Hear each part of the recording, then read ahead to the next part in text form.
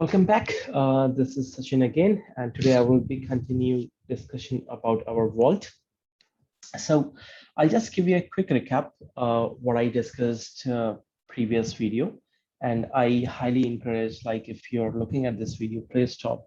I will put a link for my previous videos, a previous video on vault where as a program or as a machine or as a bot, how you can talk to vault and get the AWS access key and secret key at runtime, just to show one of the use case to explain some of the concepts. So let me quickly give you a real recap what I did previously. So there was a vault, okay, and on the right top side, there was an AWS. And on the bottom left, there was a program, my Ubuntu machine. And if you remember, I have shown that this program will auth. The part A was like, I think the part B I mentioned there. It was like authenticating it to the vault, and vault trust that, okay, this request is coming from my Ubuntu application. And once, so there was an initial configuration as well. Let me show it where, the root access key and secret key or admin access has been already set up. And based on each request, it talks to AWS, get the required access key and secret key, attach with the policy where this guy has access to, and it returns that creds written that creds to that program. And once it has that access, this was actually communicating with AWS and get the object. So in that case, I was getting a S3 read-only access. So this was the whole setup, but if you remember, there was an admin. So I acted as an admin. I configured vault, get the role ID and secret ID, and I was passing this information to this program. So this is the setup we discussed last time, and I did mention that because I'm acting as an admin and I need to pass this information to this guy, which means I also have an access to role ID and secret ID. So this is not super secure application because that I as an admin can also reach to the system, and system will understand, okay, this is my Ubuntu application is reaching it if there is some login or something like that.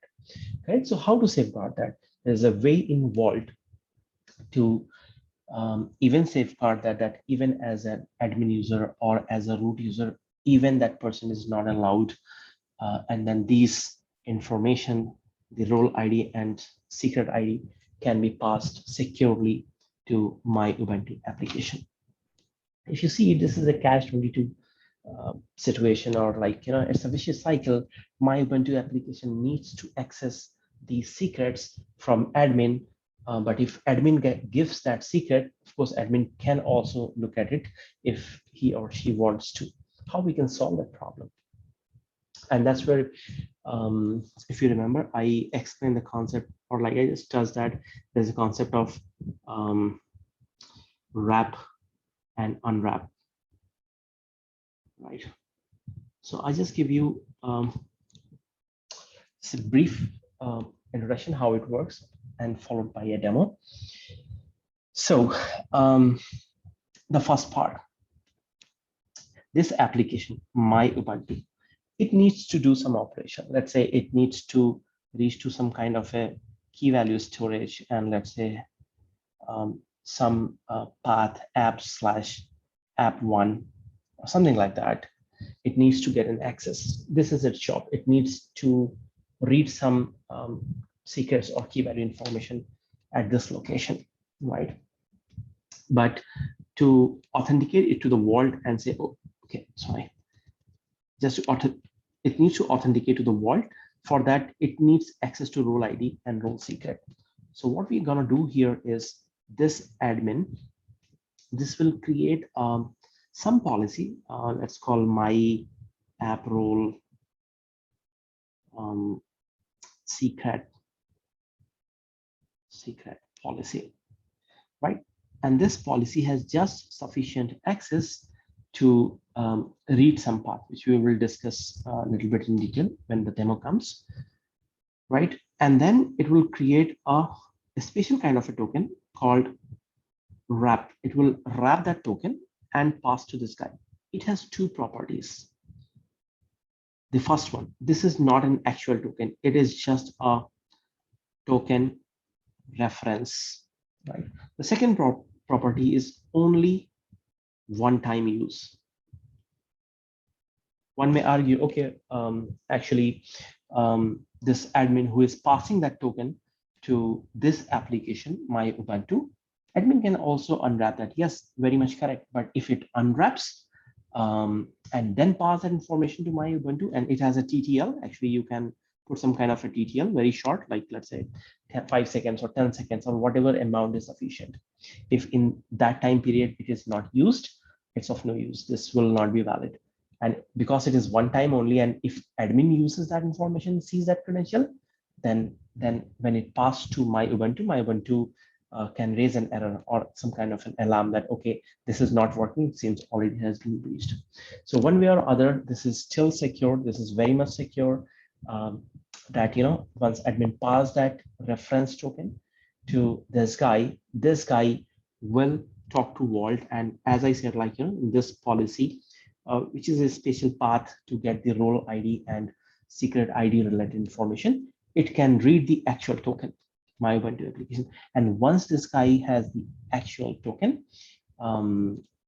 it can reach to Vault and, as usual, access to this path. So let's see everything happening with a demo. All right. Sorry, let me open my command prompt. Okay.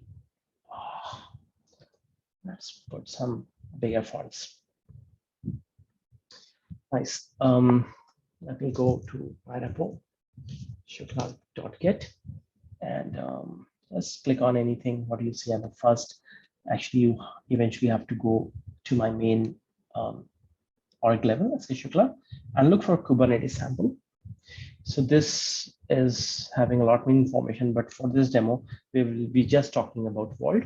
This is the whole package structure, which usually I use to deploy many applications, because we are in Vault folder. So this will deploy Vault in my Kubernetes cluster. But don't worry about it. We are not going to do that. We are just checking this concept. And this is the script file, which will explain everything in details. So it's very small, so we'll quickly go through that. All right. So first thing first, let me check whether I can log into the Vault or not. Vault secret list. Okay, looks like I'm not able to log in.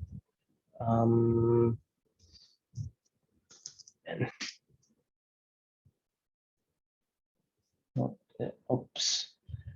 My bad. I need to pause this video for some time. I think my Kubernetes cluster is not up and running. So let me pause it for a while.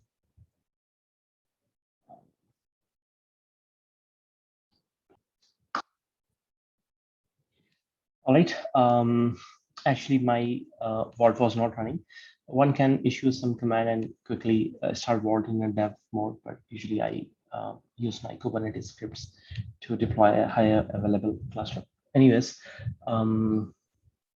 so basically, just to show you, like, it is starting like 3-node cluster, and I can see that my kube cluster is up and running, and my Vault pod is deployed in my Vault namespace. So typically all that means is like I can access my Vault, but feel free to try this in dev mode.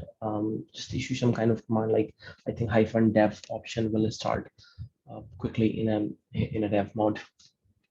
Anyways, so yeah, let's get it started from that place.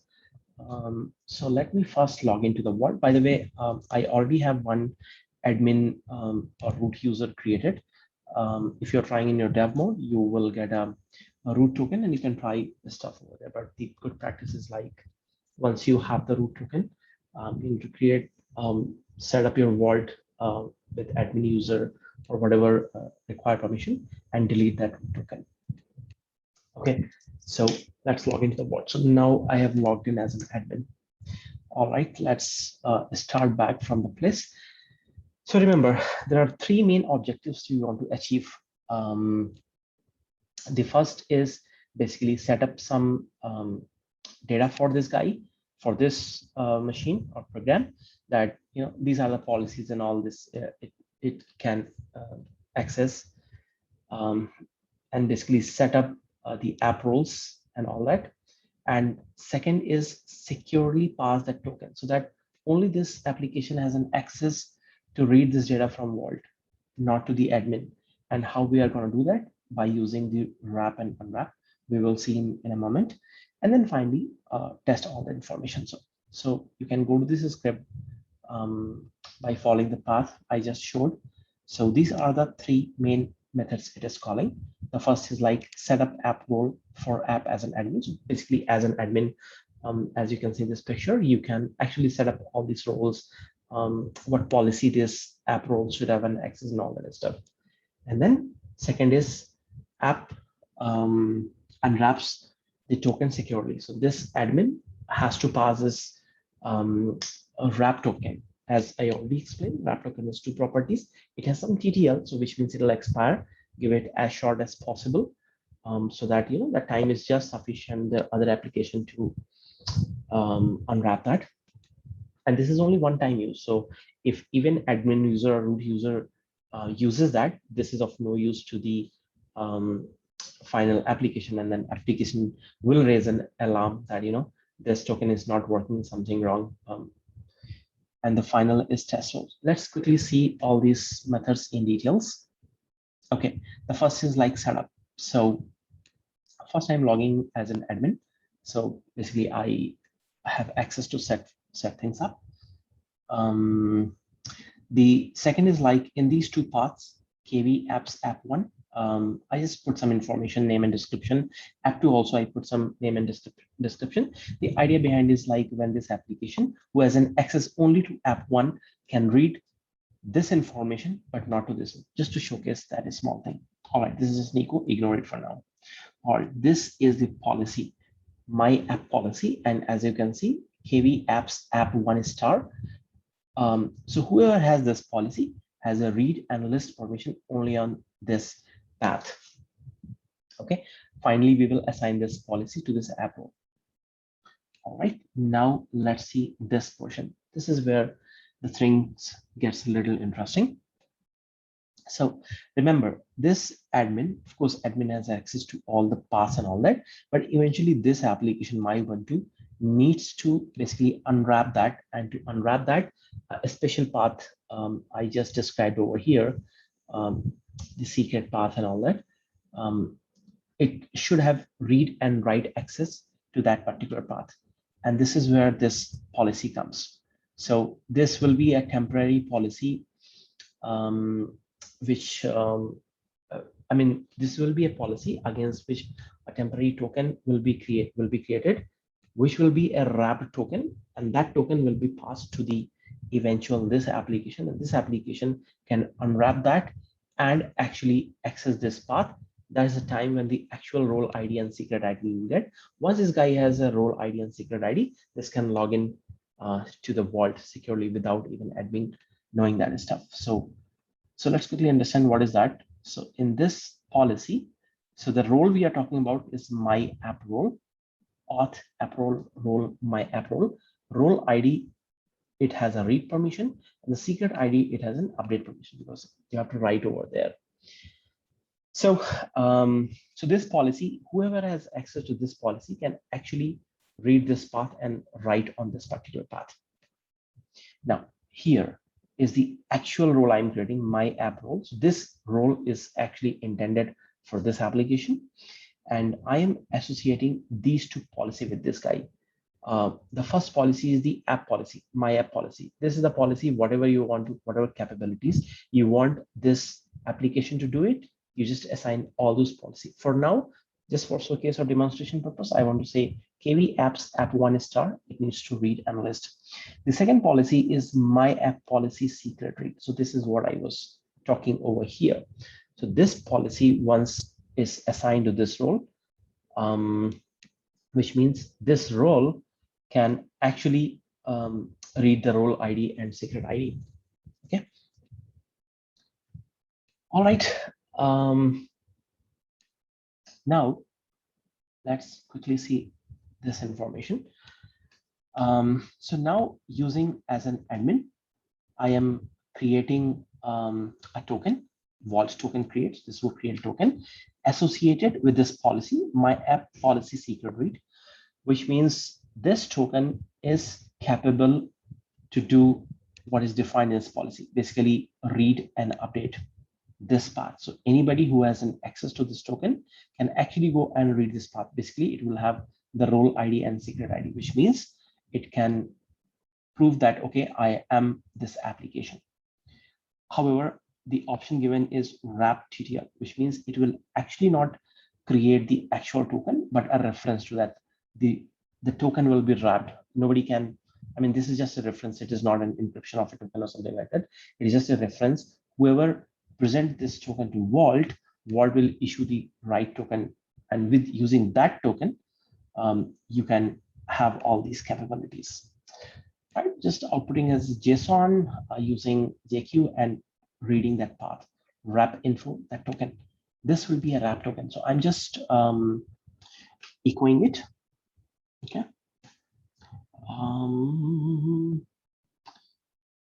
Right.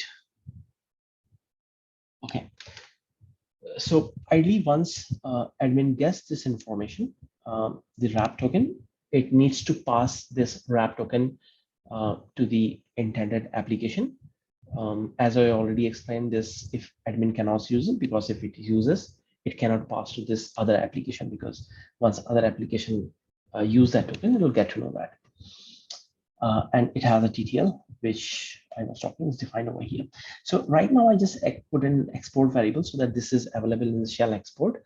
However, in reality, this token needs to be some way or other, it needs to be passed to the intended application. So now you see that by executing this function, even admin will not have an access to the actual token, but only to the wrap token. Okay, so let's quickly try that. I am logging in as an admin. It's clear screen. Okay, I have an admin access. So once I logged in, let's execute some part of it. Okay, so I have written on these two paths, created this policy and created, okay, this data is there. Just will go. Okay, let's create these policies and actually let's execute the whole function. Enter. Perfect. So now my wrap token is this. Again, this is not a real token. By using this token, I can't do anything until unless I go unwrap it. Once I unwrap, I cannot even pass that wrap token to the other application. So this is like available in an export variable. You can just echo to this guy. So this token is available over here.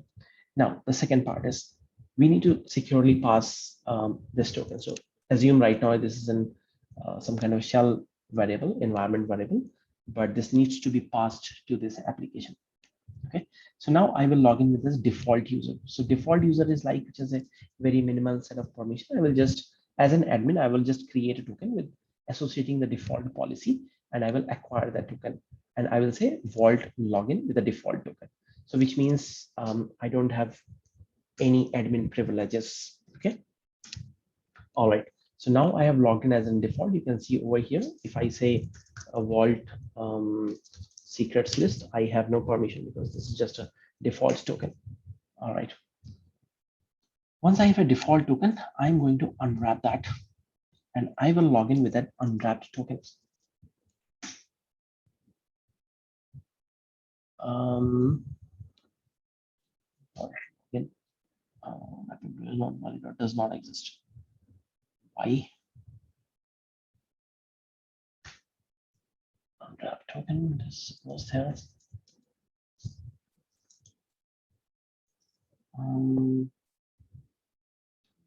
Default unwrap token.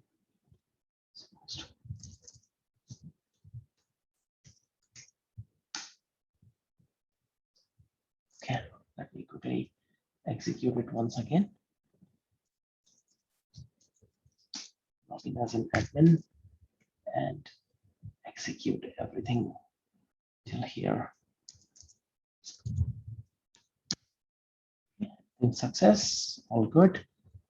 This variable must be present, and then log in with default token, because of course as an admin I can do stuff, but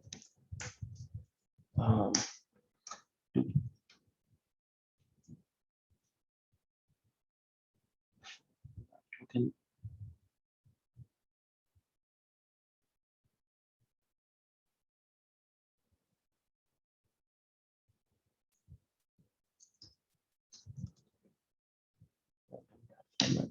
Okay, I was able to log in, and then Vault login with an unwrap token. Yeah, not sure what happened, what went wrong last time, but I'm able to log in now with this unwrap token. So you can see that I have this policy associated with this. So now I just got a sufficient permission to basically read first time the role ID and secret ID, because this policy says that. Okay, we have defined over here this policy. All right, now I have logged in as an unwrapped this token and this policy associated, which means I can actually read this path, and this role ID and secret ID path will actually give me the role ID and secret ID, and that's what I am going to do next. So from here to here, just getting the role ID by reading that path, formatting output JSON, and then reading the role ID, reading the secret ID, just echoing this information. Well, here, let me execute from here to here. Okay, all right, so this is my role ID and this is my secret ID. Perfect. So once I have my role ID and secret ID, I can take these two things and I will say auth app role login, pass these two informations and read the client token. This is the time I will actually log in as that app. Okay, once I have this token, I can actually log in with that token. Perfect. So this is the time basically I have access to my app policy and this guy. Let's say after some time I want to generate the role ID and the secret ID. I'm able to do that because of this policy. But one may choose, like, if only one time it needs to be given, then I should have avoided it over here. I should have like omitted this part, so I will have access only to my app policy, because it is two policy given over here, and that's why you see with this role ID two policy you see over here. Anyways, now I have access to this guy. Now it's just like, if you want to see once again, let's test that. And here I see, like, I have my role is my app role, and I have access to these two policy. Perfect. And the only thing left is like that's it. So this policy, my app policy, does give access to path till app1, but not to app2. So if I say app1, I'm able to read that. But if I say app2, of course, permission denied, because this application is not permitted to read other paths. And that's pretty much. I hope you like this session. This is a very interesting problem, like, how you generate the credentials and without even admin information, how you can securely pass it to the intended application. Okay, thank you.